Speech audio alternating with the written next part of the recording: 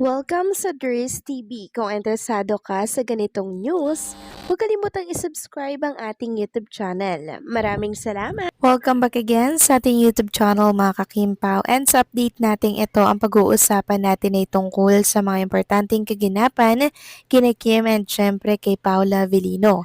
Pero bago po ang lahat, maraming salamat sa inyong patuloy na pagsuporta at pagsubaybay sa mga daily update natin. Kaya naman bilang pasasalamat, narito pong ilang napili kong komento patungkol ito sa naging previous update. Unang komento mula po ito kay Kitty Bell. Sabi niya, totoo yan, meron pa nga sa isang video, sabi ni Pau.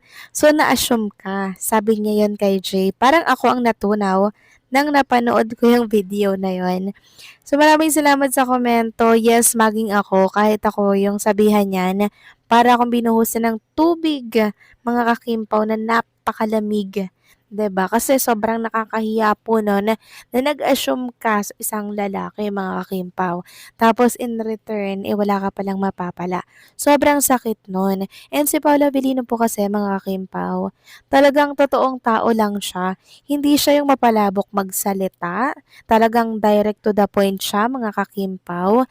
Kaya alam mo talaga kung totoo totoong nagkaroon lang sila ng relasyon or pang showbiz lang talaga yon or scripted lang. Kasi base sa mga nakikita natin kay Paulo sa mga interview niya with the Chinita Princess, talagang direct to the point lang din po yung kanyang sagutan.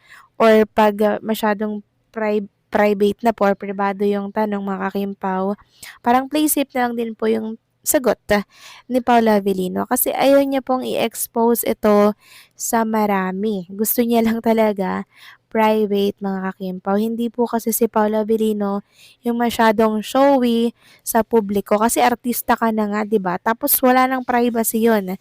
Tapos ibubulgar mo pa yung kung anong meron sa inyo.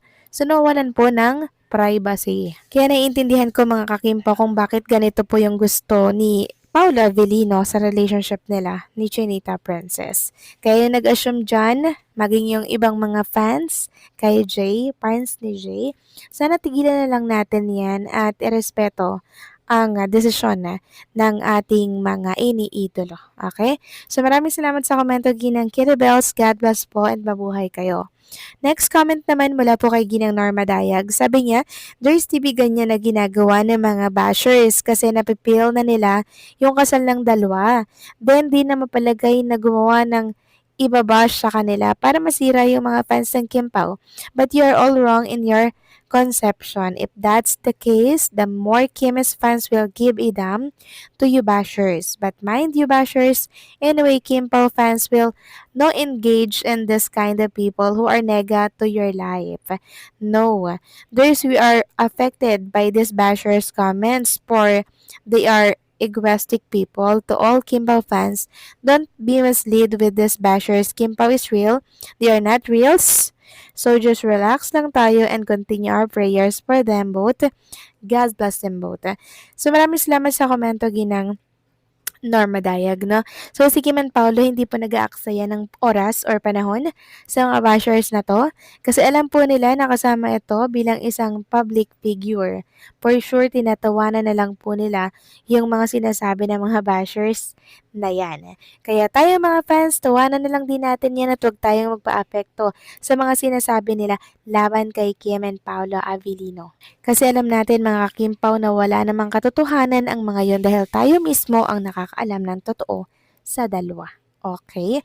So maraming salamat sa komento, Ginang Norma Daya. God bless po and mabuhay kayo. So ito na nga, pag-usapan na natin ang mga balita po na nakalap natin sa gabing ito. Tunahin na nga nating pag-usapan ang tungkol naman dito, mga kakimpaw, sa second day ng bazaar ni Chinita Princess na kung saan sold out na naman. Yes po, mga kakimpaw, almost sold out. Walang natira, as in, mga kakimpaw. Kaya nga lubos ang pasasalamat ni Chinita Princess na talaga namang sumuporta at talagang naglaan ng oras para po makapunta dito sa kanyang pabazar. Sabi ni Kim, Kim to close it, bazaar, out and done. Thank you so much. 5 days, turn 11.5. So, grabe naman yon, mga kakimpaw, no? Sobrang tindi. Sold out lahat as in. So, napapatanong tuloy ako mga kakimpaw, sa dinami-rami nun, magkano kaya ang kinalabasan mga kakimpaw ng mga item na ibinenta ni Chinita Princess? So, let's say, million mga kakimpaw. Kasi branded din talaga yung iba doon at nagre-range ng parang nasa 2,000. So, parang million na siguro. Sabihin natin malapit-lapit na po sa million yung kinita ni Chinita Princess dito sa kanyang pabazar. Grabe, ang laki nun. At lahat yun mapupunta po sa charity. Grabe, no? Napakabusilak talaga ng puso ng isang Chinita Princess. Samantalang next topic naman tayo. Pag-usapan natin ang tungkol naman dito sa programa. Sa naging topic po sa programa, na Ray Pumaloy and Don Don Sarmino na talaga naman pong ang usapan dito usaping pangkasalan ni Kim and Paolo Abilino. Pinag-uusapan doon yung kung sino yung kakanta daw. So, ganyan po yung mga topic nila. Nakakatuwa lang at nakaka-good vibes. Nakakilig din syempre at nakaka-good vibes pakinggan tong programa ni Ray Pumalo and Don Don Sarmino. Sabi nga dito ni Karen Chua, ang panin nito, hindi pa umaamin ang Kim Pao pero pinag-uusapan na nila ang kasal. And alam nyo, lahat naman ng mga fans, ganyan. Kasal agad yung pinag-uusapan kay Kim and Paolo. Narin nga po't merong magpapalechon, merong uuwi from ibang bansa, and talagang mag-celebrate dito sa Pilipinas.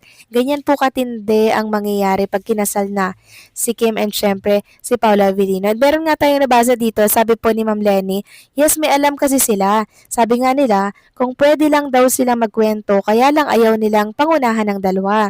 Kasamahan nila sa showbiz at may mga sources sila. Magkukwento na lang daw sila pag umami na ang dalawa. So may alam talaga itong si Ray Pumaloy and Don Don Sermino. Yun nga lang, ayaw po nilang manguna, ayaw nilang manghimasok at pangunahan si Kim and Paula Avellino. Pero kung inyong mapapansin, di ba, parang alam talaga nila mga kakimpaw.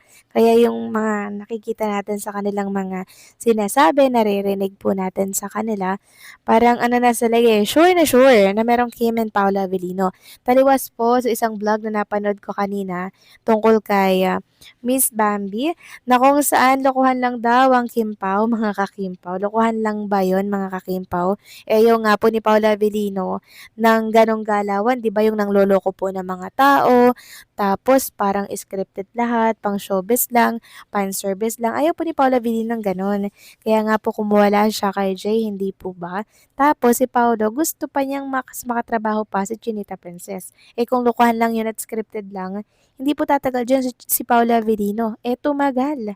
Tumagal. Ano ibig sabihin? Ano ibig sabihin for real na yun mga kakimpo? Kaya huwag tayong maniniwala sa mga naririnig lang po natin. Masusi tayong magmatiyag para nang sa ganun malaman natin yung katotohanan, hindi po ba? Hindi yung naniniwala lang tayo sa mga hearsays. So kayo ba? Ano masasabi niyo dito? Please comment down below and syempre, don't forget to like, share, comment, and subscribe.